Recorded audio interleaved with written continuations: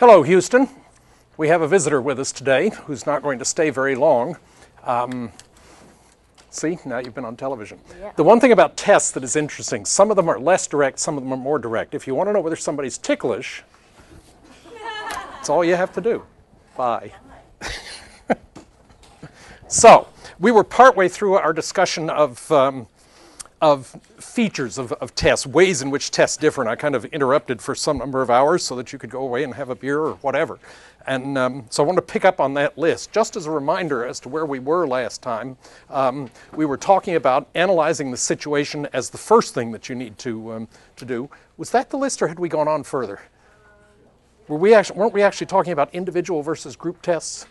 I think okay, so scratch that. Give me a second and we'll find another place to jump in down here. There we go. Let's not try that one. Let's go on and look a little bit further down here. Sorry about that. I do that just to make sure that you're paying attention. And we're going to go a little bit further than that. What a great start to a tremendous day. See, Vijay, if you hadn't been here today, I never would have had this trouble. Oh, sorry about that. Give me just a second. Let's jump in instead right here and call this the start point where we want to go to. Okay? Does that look healthier? Hello, Houston. We're just sitting here messing around, clearly more than we should have been. We were talking last time about descriptive features of tests, that is, the ways in which tests can differ from one another, and we kind of finished in a rush talking about two of those 5 features. One is the idea of individual versus group tests, the difference between the Stanford Binet and the Army Alpha. The second was the difference between verbal and performance tests, the difference between the Army Alpha and the Army Beta test. There are 3 other ways in which tests can also differ that we'll now talk about today. The third of these ways is speed versus power test. For some of you without knowledge in a given area, the SAT is a speed test. That is, if you're not real good at plane geometry and you're in the middle of a math test in the SAT, you are going to be busting sweat from beginning to end, and you're still going to be feverishly 3 problems into the test when we're talking, when the little old lady rears up over the podium and blows the whistle and stops you dead in your tracks. That's a speed test, because in essence the person who's going to do well is the one who can go furthest on a test that may be impossibly long to finish. But it turns out that if we rank order from best to worst performance on a speed test, we get the same list that we do if we rank order on a power test. A power test is one where there is no speed limit. That is essentially where you've got more than enough time in which to do it. And so in general, all other things being equal, what psychologists tend to do is to go for a power test rather than a speed test. That is, that we tend to do one where we tend to develop it such a way that you've got more than enough time to finish whatever it is that we're requiring you to do on the test. So a speed test is one where there's a reward for rapidity. A power test is one where, theoretically at least, you're going to, your problem-solving skills are important and are what are being tapped in significant ways. A fourth way in which tests can differ is in terms of whether we're giving you a test of maximum versus typical performance. How many of you have ever taken a typing test as part of employment or possible employment as a secretary? Have you ever done that?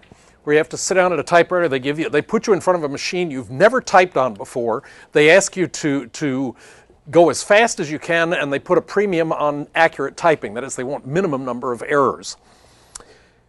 If that were the way most secretaries functioned most of the time, that would be a legitimate test. I'm going to argue, however, that that is a test of maximum performance, where in fact what they really ought to be testing when they hire secretaries is typical performance.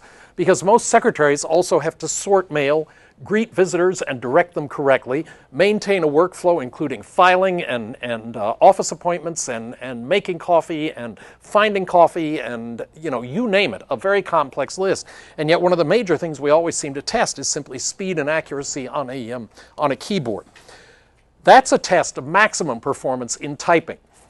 More typically, what we need is a test of typical performance, especially when I tell you, do you know that the average executive secretary only types somewhere between 8 and 12 words a minute?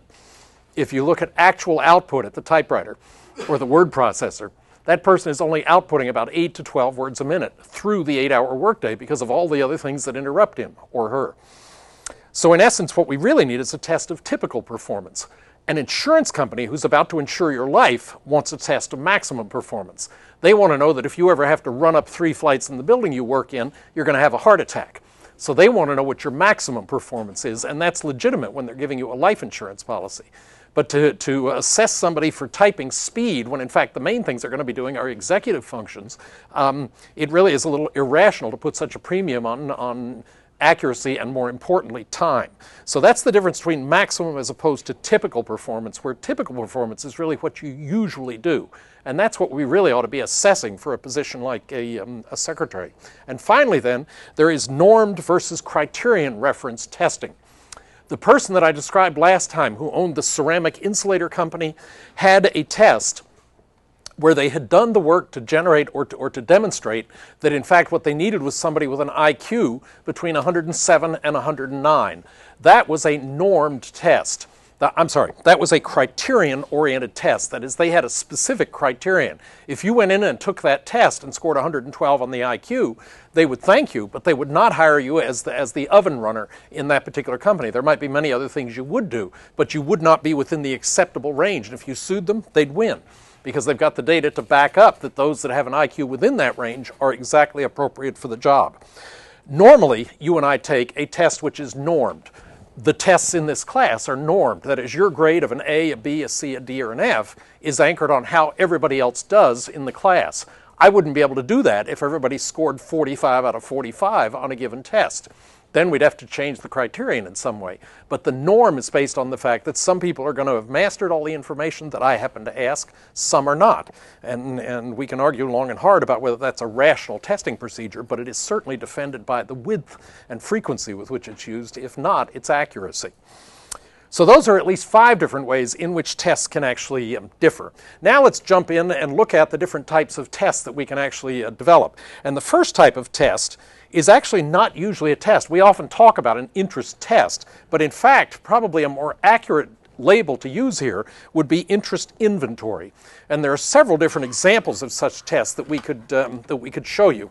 One of the classic examples of such a test is what's called the strong interest inventory, and if we can put that on the overhead, I'll see if I can get that in generally the area where you would see it, and that's what the strong test looks like on the cover version. And in fact, if we can pull back just a little bit so they can see that in fact it's just 8.5 by 11, a regular sheet of paper, then within it are the various questions and instructions and information and so forth that you need. But in that test, you're asked a whole series of items where you're, among other things, given 3 things that you might wish to do. Chase butterflies, mount butterflies, or go see a butterfly exhibit at a museum. And in fact, what they do is to ask you several hundred such items. And in fact, then they analyze the scores in terms of one of several different possible answers, and that is scoring criteria, I should say. One of the ones that is used is what's called the Campbell interest inventory, which is the one that we've just shown you. Oops, I mislabeled it. It's the strong, not the Campbell interest inventory. It used to be called the strong Campbell, and I made a bet the other night as to which one had won out in the death category, and it turns out I was going with the wrong one. But the actual correct label is the strong interest inventory. One of them only was the survivor, is the point of that. That is a case where there is no guaranteed correct answer. All we're going to be able to do is to show you a set of data that looks like this. And in fact, for this particular person, you can't read it because it's too small on the screen given the nature of the slide that I got this from. But in essence, for this particular person, what they've done is to factor analyze the data, and they've categorized it out along several different dimensions, one of which is concrete as opposed to abstract. For this particular person, the concrete category is the one where he has, and it is a he, has scored highest.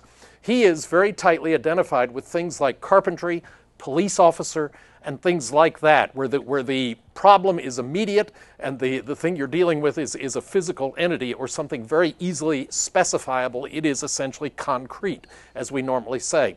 At the other extreme, you might have an abstract career oriented around something like theoretical physics, would probably be high on desire for and interest in abstract as opposed to concrete concepts. And so in essence, this kind of an interest inventory does not guarantee that you'll be a success, whether as an engineer or a police officer or a physicist. All it really does is to stack your interests against the interests of those who are already in the field. So your interests are essentially normed or compared against others who are already successful by definition in the field. And this particular set of results, if they were descriptive of your work, would simply indicate that you have a very high propensity and interest in the kinds of activities that constitute concrete careers. One of the other ways in which to use these types of results that are not frequently thought about, but in fact are equally appropriate, are to look at things that you probably should not consider as a career option. This person, as I suggested earlier, would not do particularly well in the abstract categories. That's the lowest category over on the left side of the screen there. So this particular person in the strong interest inventory would not do, at least this test suggests he would not do particularly well in the careers that involved a significant amount of abstraction of what was going on. So that's one of the types of tests that can be used. Let me just show you a sample of some of the other measures that can also be used. For instance, another of them is what's called the Myers-Briggs type indicator, which looks essentially like this. Another one is the 16PF, although this is not as frequently used in modern times. PF in that case refers to, this one is still used. PF actually identifies personality factors. And another one that you'll also see, which is not as frequently used, is what's called the Edwards Personal Preference Schedule. But those are the kinds of tests which, if you went over to our Counseling and Testing Center here on campus in the Student Services Building, these are the kinds of tests that you would be most likely to find yourself taking or being encouraged to take if you sought career advice or what major I should really be considering right now. And when time permits, I would strongly urge you to go over there. It has traditionally been the case that there is a small fee charged, small relative to the actual cost, but $10 or $15 or $20 will be enough to get you through at least the Campbell Interest Inventory, the Myers-Briggs, and perhaps one or more of the other tests that they may in fact actually utilize. The Myers-Briggs is a particularly interesting test because in essence what it does is to categorize you along several different dimensions as to whether you are essentially a sensing individual or a perceptual person, that is, are you concrete or abstract, and it does so across 4 different dimensions that can be quite revealing in terms of the kind of class that you would be particularly good at. For instance, if you're one who is kind of shy and retiring and introverted, a big lecture class might be exactly ideal for you because the likelihood that you'll be called on specifically to answer a question is relatively small. On the other hand, a highly interactive 5-person seminar with you and the instructor, a full professor of whatever, probably would not be your preferred mode of instruction because then at some level the intellectual pressure is directly registered on you. That is, if you haven't prepared that week, the odds are 1 in 5 that if he or she asks for an answer, you're going to be asked. And so the results out of the Myers-Briggs type indicator can be very effective in matching you to the kind of instructors that you would most likely succeed under. And I would be strongly optimistic that someday we will actually publish the Myers-Briggs type indicator scores for instructors around the campus. Because what would happen then is that you would find that you would be better educated yourself by matching up with someone where you more or less tend to think similarly. Okay, so there are a variety of different ways in which to attack careers. That is, specifically, what should you do? What is the nature of the job that you might end up performing, and so forth and so on. So career counseling can be somewhat complex, but it is a service that your student activities fees have already paid for here at the university, and you might want to take the time to amble over and have a look at it. California Personality Inventory is another one that you might, under certain circumstances, be asked to take. Secondly, another broad class of tests that we can talk about are what are called the achievement tests. These are the most widely used and the most widely abused of all tests. In fact, what is normally emphasized here is what is called content validity. That is, when we give you an achievement test, the primary thing that we're interested in is, does that test actually tap your knowledge in whatever area we're trying to document your achievement, alleged or actual?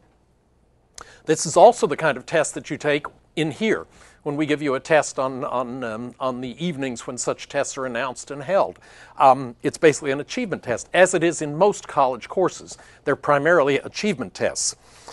This may strike fear, terror in your heart. Do you remember the Iowa tests of basic skills? Some of these used to be used in particular grades. Now most of them scan across the entire 12 grades in kindergarten. If that one doesn't get you, how about the Stanford achievement tests? And if we don't strike fear into your soul by that one, how about the California achievement tests? One of the three you're almost guaranteed to have taken at some point during your years. My son Vijay, whom was here with us earlier for a minute, took the Stanford test just several weeks ago now as part of the standard testing procedure in the HISD schools. These are assessments of achievement tests, and the interesting thing is, if I tore the cover off an achievement test and tore the cover off an aptitude test and laid them up next to each other, you can't tell them apart, because we can't test or we can't base information on what you don't know in some direct sense. We can't assess what you don't know. I mean, we can quantify what you don't know, but we can only ask you achievement questions related to what you have mastered. And so in essence, when we ask you an aptitude test, the orientation in that case is a forward orientation rather than a backward orientation. In one sense, kind of relative to time zero. An achievement test is assessing everything you've mastered up to now, and an aptitude test is really kind of looking at, given what you know, what are you likely to be good at? So we're kind of looking at the future. And that difference then is reflected in the fact that where we're worried about content validity for an achievement test, we're worried about predictive validity for an aptitude test. Now, there are a number of different aptitude tests that we can also talk about. In the scholastic arena, we can talk about things like the scholastic aptitude test. They now, in fact, because there's been quite a controversy around which A is really being assessed, whether it's aptitude or achievement or ability, they now, if you notice, simply recall it the SAT. They no longer label which A they're actually testing, although they're interested in both content and predictive validity in terms of the computer analyses they do. But the American College Testing Program, the Graduate Record Exam, the Miller Analogies Test, the MCAT, the LSAT, the one for business, all of those are examples basically of tests that are used primarily in an aptitude format. That is, they give you a test and then they're using that to project how well you're actually going to do in a given content area. So in essence, they may simply be able to confirm nothing more than the fact that you're very good at taking aptitude tests. That's the risk. But there are a lot of different skills that can actually be tested by this. For instance, in addition to scholastic skills, such as we've already talked about, we can also measure quite a wide variety of different vocational skills, tests of very specific abilities. For instance, in terms of mechanical aptitude, which of the forms on the right can be achieved by folding the form on the top along the dotted lines? And well, there aren't any dotted lines there. The inner lines is what I should say. That's one where I didn't have time to finish it up as I wanted to. Would you get form A, B, C, or D in that case? Correct answer, A. What I was trying to create, and I couldn't figure out how to do it on the machine, was a rumpled up sheet of paper, which is what I would always like to have seen as one of the answers on that test. What can you produce this? Well, I can show you what you can produce out of this. Just a wadded up sheet of paper. Nobody seemed to like that one, however. We can test your mechanical aptitude in another way. If wheel A starts turning, which wheel turns a bit faster? Wheel B or wheel C? C. Very good. You guys are budding mechanical engineers. Those are the kinds of questions that we would ask you on tests of mechanical aptitude. We could also test psychomotor skills. Okay, we could assess things like reaction time to lights, or putting square pegs in square holes and round pegs in round holes, and that kind of a thing. For instance, here, I want you to press the left button if a green light shows, and I want you to press the right button if a red light shows. Are you ready? How fast did you respond? That's assessing basically your psychomotor skills, which are good for various other kinds of careers. Thirdly, we could test things like intellectual and logic skills. For instance, what is the next number in the series? 1, 2, 3, 5, 8, 13.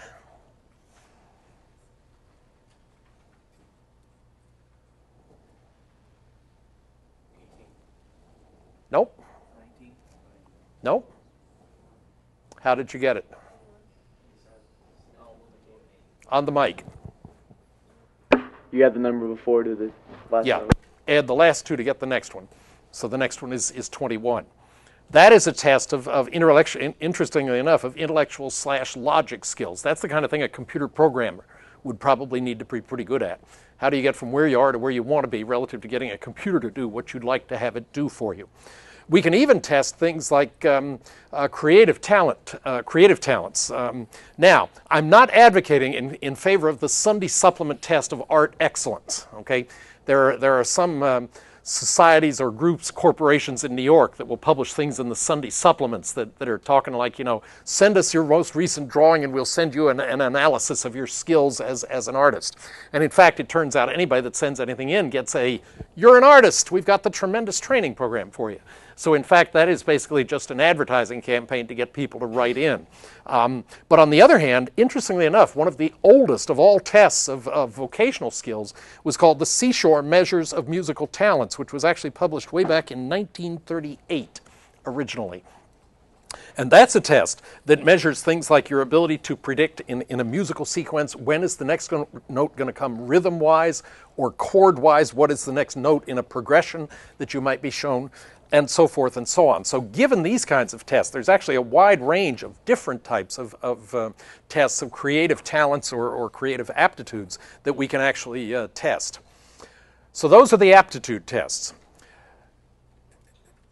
Now, let's look at intelligence as a fourth and next to last type. We're going to spend the rest of the programming here, this and the next lecture, talking about two remaining types of tests and all the nuances that go into creating them and then learning how to utilize them.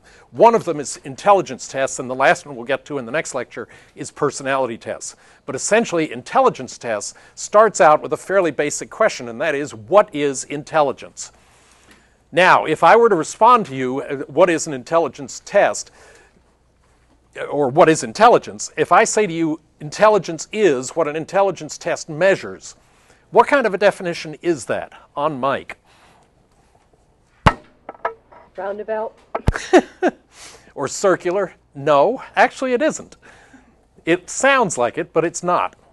Intelligence is what an intelligence test measures is what kind of a definition? You're going to be embarrassed when you hear the answer because we've actually talked about it for 10, 15 minutes in class here earlier. Not today, but earlier. Now you can start in simple psych fanning as rapidly as possible through the pages. Yes? Stored knowledge? No. It may be based on that, but it's not that kind of a definition. On the other side. IQ? No. That's now you're getting circular. No. Open-ended. What can we remember? No. That may be what's tapped, but that's not the kind of a definition this is. Remember, I'm asking what kind of a definition this is. This is a blank definition. What is the blank? Fill in the blank. This is an aptitude test for an A in the course. Oh, now they'll turn the pages. Yes? Is it validity? No. Nice try. No, these are great terms. You'll need to go learn the meaning of each of them at some point. This is an operational definition. Nothing more than an operational definition. Intelligence is what an intelligence test measures, pure and simple. And I hope, if you go back to the traditional Stanford, Binet, or Wechsler, that you're not going to try and get me to defend the idea that your entire intellect as an individual is summarized in one, if you're lucky, 3-digit number. Well, I'm a 116. Well, I'm a 123. Is that the entirety of your abilities and skills as an individual? A 2 or 3-digit number? Far from it. But operationally, all the traditional measures of intelligence give you is 1 or 2 or 3 2 or 3-digit numbers, and that's it. So in essence, that is an operational definition of intelligence. But let's give you another one that may give you a warm feeling behind your belly button. Let's talk about it instead as the ability to profit from experience, to learn new information, and to adjust to new situations. That really sounds like we've given you a much fancier definition, doesn't it? But in fact, that one is a lot harder to operationalize in terms of any kind of a test. Because I would argue that among all the things, and we'll see this develop as we look at tests of intelligence that have evolved over the years, I'm going to argue that the key word in that definition is adjust. That the key thing, if you show me a youngster who ran away from home at 11 and is still alive on the streets of New York at age 14, I'm going to show you a smart kid. And I don't care how much school learning that youngster has, that kid is a survivor. And in essence, the skill that he's got among all those fancy words in the second definition is the ability to adapt and adapt rapidly to changing circumstances. Okay? I'm going to argue that that's the thing more than any other that really identifies smart people. Smart people are survivors. Okay? They can adapt with changing circumstances. And if nothing else, our world throws at us changing circumstances. A divorce is a changed circumstance. Getting accepted into college is a changed circumstance. You're not prepared to hear this now, but getting out of college is an even bigger changed circumstance. Because moving into college, you move into security. Moving out of college, you move away from security. And that takes a whole different set of skills to deal with than does getting accepted to college originally. So I'm going to argue that adaptation is one of the key things that we need to check as we look at these tests. Now, when we look at the factors that contribute to intelligence, there are three, I'm going to argue at least three, maybe defensively four, broad, different types of definitions of intelligence that have been adapted down through the years. The oldest of these was based on the work of people like Thurstone, way back going back even into the 1940s and in fact even earlier, who basically argued that intelligence can be described in terms of what was called a G factor. That is, the idea, what this theory would argue is essentially that there is some degree of correlation across any number of tests of intelligence that we might want to give you. Okay? That is, people who endorse the G factor or general factor of intelligence would argue that whether we give you a test of musical aptitude or artistic skill or psychomotor coordination or math skill or English literacy, that there is going to be a certain correlation, that if you score high on one of those tests, the likelihood is that you're going to do better than average on the other tests. I won't even say better than average, that you're going to do better than zero on the other tests. And that would argue then that maybe to test for intelligence is exactly like drilling for oil in your head, that we can really tap in anywhere we want, and we will expect that the better you do, the more intelligent you are. Relatively few people today agree with that. That is, there are relatively few advocates in modern times for a G factor, as it's often called, little letter G factor theory of intelligence. But that theory is essentially arguing that it is simply a generalized skill and that it will show up across the board. What was noticed at some point, though, by people like Thurstone in the 1940s was that, gee, when we give you tests that involve math in any different way, those skills tend to be correlated. That is, that any test that we give you that taps into math skill, the scores tend to be correlated. If you do well on one math test, lo and behold, you tend to do well on other tests that also involve math. That in turn led to a lot of factor analytic work during the early years, and in fact generated what is now referred to as Thurstone's primary mental abilities. That is, Thurstone in 1941 published a paper and initiated a whole program of research, well in fact it was already based on research, that essentially argued that there are 7 general mental factors that are involved. 6 of those on the screen are pretty obvious. Spatial may be the one that might not be immediately obvious to you. But space, somebody who's good in space or spatial skills is basically an abstract reasoner. Think about the bedroom that you slept in last night. What would that bedroom look like if we redecorated it with modern furniture and painted it blue? Okay? In other words, if we redecorated in blue with modern furniture, your ability to conceptualize that is basically a reflection of what would be called spatial skill. Who would use that? Organic chemist would be one, thinking in terms of three-dimensional molecules. Civil engineer, designing bridges or thinking three-dimensional. An architect. All of those would be careers or skill abilities that would draw on something like spatial skill or ability with spatial reasoning. The other 6 are pretty obvious, but the argument here was basically that anything that we do that taps into spatial skill is really based on that kind of a coordinated effort, that kind of particular skill that is involved here. Now, I'm fumbling because I've got a demonstration for the next kind of test that I also wanted to give, and I'm not sure whether I've got it here with me, but let's see if I can do it from memory. The third ability, the third type of measure of test really went to the extreme of a direction we're kind of headed in. That is, the original theory argued that there is simply a general or G factor. The second argued, no, there are really 7 primary factors. Here comes J.P. Guilford in 1967 saying, no, really, there are 3 different kinds of operations that we perform that actually yield 150 very specific identifiable factors. So the third theory was J.P. Guilford, who published a book in 1967 called The Nature of Human Intelligence, which had quite an interesting impact on the field. What he argued was that there are actually 5 different contents or types of things that we may ask you to get engaged in. Okay? And so he actually came up with a 5 by 5 by 6 box or cube that basically depicts the theory that he was talking about. And he argues that there are 5 different kind of general types of problems that we may pose to you. So you may, in fact, have visual skills that are going to be tapped into. We may ask you to perform auditory skills. That would involve anything in the Seashore musical skills ability. That's basically an auditory skill that we're tapping into there.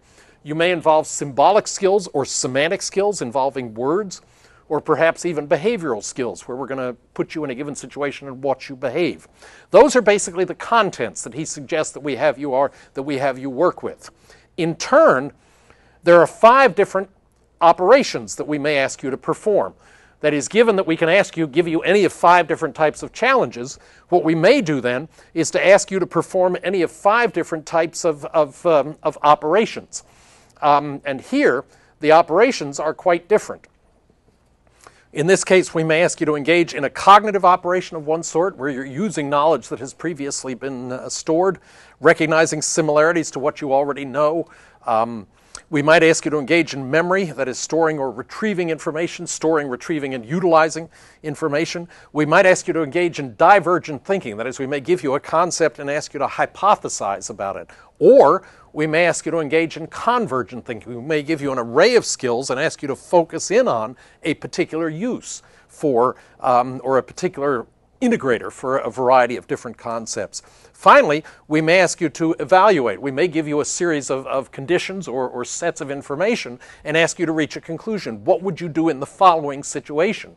Would be essentially asking, we'd give you contents and then we'd ask you to actually evaluate or reach a decision in an evaluative mode. The third dimension, which was originally 5 and has now been bumped to 6, is the specific individual goals that we actually ask you to produce. That is, the results that we ask you to identify. Here, the output that we may ask you for is units. That is, we may ask you for individual pieces of information. That's essentially what a test of information would do.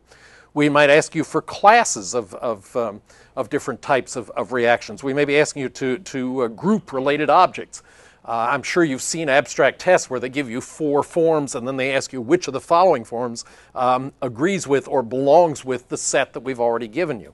That's where you're looking at classes. Another possibility is to do relations, where you're asked to pick out either similarities or differences between or among a variety of different objects that have been given to you. Another possibility is a systems kind of question that we might ask you, where you may be asked to take large amounts of organized information and categorize it in some way, or organize it, cluster it, so that you can plan on it, so that you can organize it efficiently, so that you can retrieve it as you may need it. We may ask you to do transformations. We may give you a certain amount of information and ask you to alter it in some way. And finally, then, we may do implications, where what you're going to do is point out various possibilities that exist in a given situation. Now, let me give you a specific example. And I'm going to have to do this from memory. I don't believe I have the example with me, unfortunately. But let me give you an example of what I'm going to give you here is a semantic product. That is, I'm going to give you a symbol. I'm going to give you a symbol. What I'm going to ask you to do is to engage in divergent thinking. And what I want you to do is come up with implications. Okay? So it's going to be a symbol is the object, the contents I'm going to give you. I'm going to ask you to engage in divergent thinking, and I'm going to ask you to produce an implication. Name for me possible uses for a brick. What possible uses could you have for a brick? What might a brick be used for? On mic when you respond. Throw someone's car? Throw at someone's car? Yes, you could do that. You could use it as a missile. That would be one possibility. Another? You could keep a door open or build a house. Yeah, you could keep a door open or build a house. In other words, it could be used as a dead weight or as a wall. Okay? Interestingly, speaking of walls, do you know how thick a brick wall must be in order to remain stable? What's the minimum number of brick thickness you can have for a stable brick wall? Talk about pieces of trivia. 5 feet tall. How many bricks thick does a brick wall have to be stable? Who said 1? And what's the name of that type of wall? Not weak. No, it's what's called a Jeffersonian wall. Thomas Jefferson was the one who invented the idea that a single thick brick wall that is done in sine wave form has enough rigidity into itself to be as rigid as a 2 brick thick wall that is just square up. And if you go to the Jeffersonian, what's the name of it in Virginia? Monticello. If you go to Monticello, you will see that he has built Jeffersonian walls. They are S-shaped, single brick thick walls. And I forget the exact figure, but they only use something like 1.6 as many bricks as a 2 brick thick wall would running straight. Drop that into this weekend's cocktail party and you'll stun people. But you can see what's going on there is essentially implications. You could build all your furniture out of bricks and cinder blocks. You could do that. Be uncomfortable to sit on, but you could in fact do it. You could build brick wall or brick thick furniture. That would in fact work. So in essence what we're doing there is thinking of implications. And in one way, essentially we've got divergent thinking going on there. That is, you start from the given, that is, I gave you bricks and asked for uses, and you're thinking now divergently. You're thinking of possible implications. We could go the other way. Let me show, I could give you a toothpick, and there you would think of things like it could be a crutch for a mouse. You could think about a paper clip and possible uses for that. That's the #1 device for cleaning ears. Ew. And so forth. But in essence, we're thinking divergently there. Okay? Let me turn it around for you. Now what I'm going to do is give you 3 words. So in essence, now we're engaging in semantic contents. Now what I want you to do is to think of the word that links all 3 of the words that I have in common. Okay? What one word do the 3 words I'm going to give you share in common? So in essence, now what we're doing is we're using semantic contents. I'm asking you to engage in convergent thinking. And in this case, what you're coming up with is relations. What word do blue, cake, and cottage share in common? Blue, cake, and cottage. On Mike. Cheese. Okay? There's an example, insofar as I know, that there's only one word that those 3 words share in common. And we can actually do an entire test of those kinds of items for you. Notice the difference.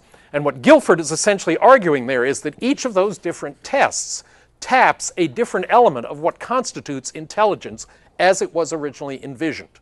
Okay? So in essence, what Guilford is arguing for is the development of a very specific series of tests that tap at least 150 different individual types of intelligence, 5 times 5 times 6, or 150 different types of intelligence as envisioned by the model that we moved away from there for a little while. Now, let's go in another direction. Let us ask what goes into the development of a particular test of intelligence. First of all, we need personnel. And the original test of intelligence, as I said, in modern times, was developed by a committee working for the Paris School Board, and it was actually published in 1905 from a committee that had been appointed back in 1904. Alfred Binet was a lead member of that, and Theodore Simon was another member who participated significantly in that early work. He was actually a French physician, but his name is also widely associated with the original test that was developed in Paris for youngsters.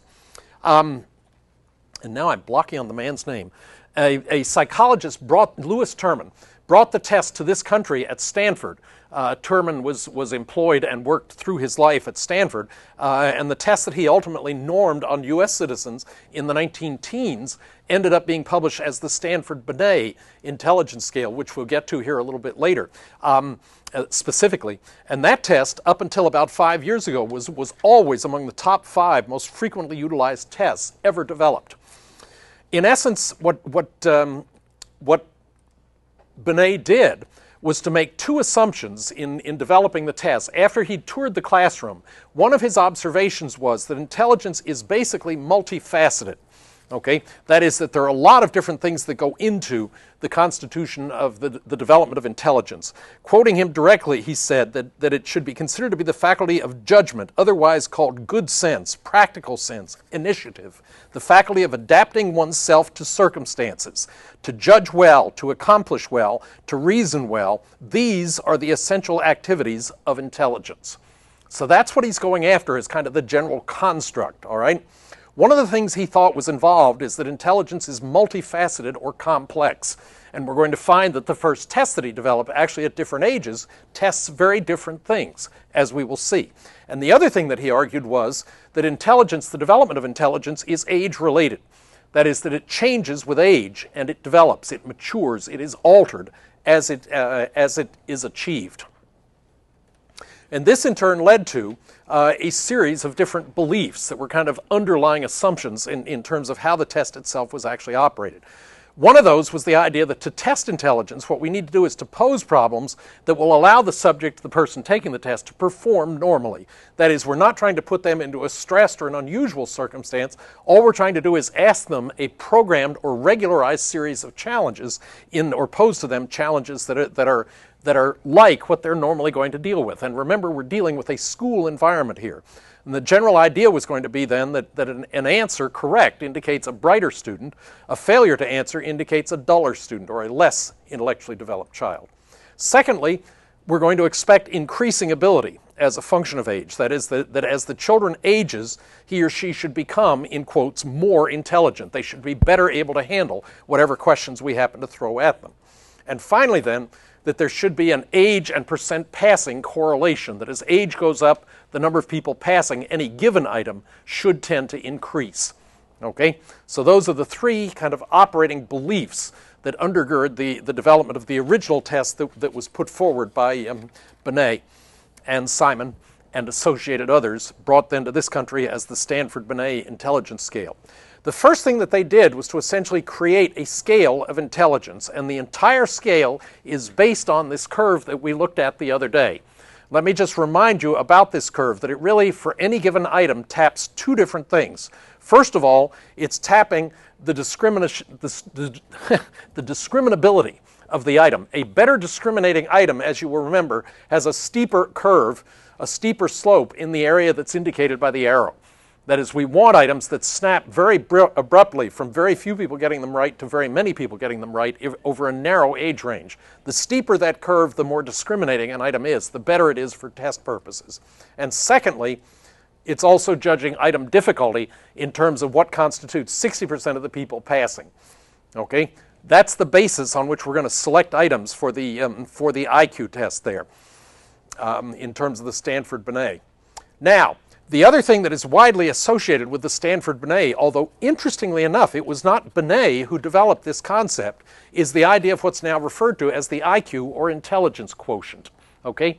The IQ was actually, as a concept, originally developed by William Stern, who is a German psychologist. But he proposed the development of IQs, and he defined a couple of concepts here. First of all, you can define the mental age of items, and you define that essentially as the age level at which 50 to 70%, we normally simply say 60%, of the people pass that item. So an item can differ in terms of difficulty level or age level. Mental age tapped, if you want to think about it that way. The other way to do it is to anchor it instead to the individual, in which case we simply talk about the average age of the people who passed the items that this person actually passed. But notice here that this is a performance-based measure. It's not a chronologically based measure. Okay? Mental age is a performance-based measure, and that's going to become relevant here in a couple of minutes. Okay? So IQ itself then is simply mental age divided by chronological age calculated in months. So your chronological age for the IQ formula is simply your chronological age multiplied times 12 plus the number of months since your last birthday. The denominator for your IQ formula is simply your age times 12 plus the number of months since your last birthday. We multiply that by 100 because otherwise it simply gives you a ratio, and that defines your IQ. So IQ is MA over CA times 100. Now, in terms of formats, this is what this test actually looks like. That's the Stanford-Binet, the original, the LM form, and there have been a number of them down through the years. But that's what one form of the test actually looks like, the box from which the puzzles are actually posed. In terms of how the test is given, it's actually done in the following way, and we'll be on this screen for a couple of minutes here. Okay? In essence, what we've got in this IQ test are 6 tests that are given at each age level, and I'm showing you only a subset here, because in terms of the way this test is administered, what we do is to give you this test under the assumption that what we're going to do is talk to you first. So the test administrator on the right will talk to the young lady on the left who's about to take the test long enough to make an informed guess as to what her IQ probably is, and then we'll drop a year or two below it and give her all the tests. And if the person passes all 6 tests, then we simply establish that as what's called the basal age, B-A-S-A-L, and we give full credit for everything prior to that. In other words, we do not test you all the way back to age 3 or 4 or 5. We simply give you full credit. If you pass everything for the 10-year-olds, we simply give you full credit for everything prior to that. In this case, the test administrator guessed correctly. Remember now, there are 6 tests, and each of the individual tests is graded simply pass or fail, and nothing else. At age 11, this particular individual passes 3 of the 6 tests, so we give them 3 additional tests credit, which doubles in terms of number of months. So that gives them 6 additional mental months of credit. Turns out they passed 2 tests at age 12, so we give them 4 additional mental months of credit. Remember, there are 6 subtests per year, so you get 2 months of mental credit for each test you pass. 13, she passed 1 of the 6 tests, so she gets 2 more months of mental credit, and she did not pass any of the tests at age 14.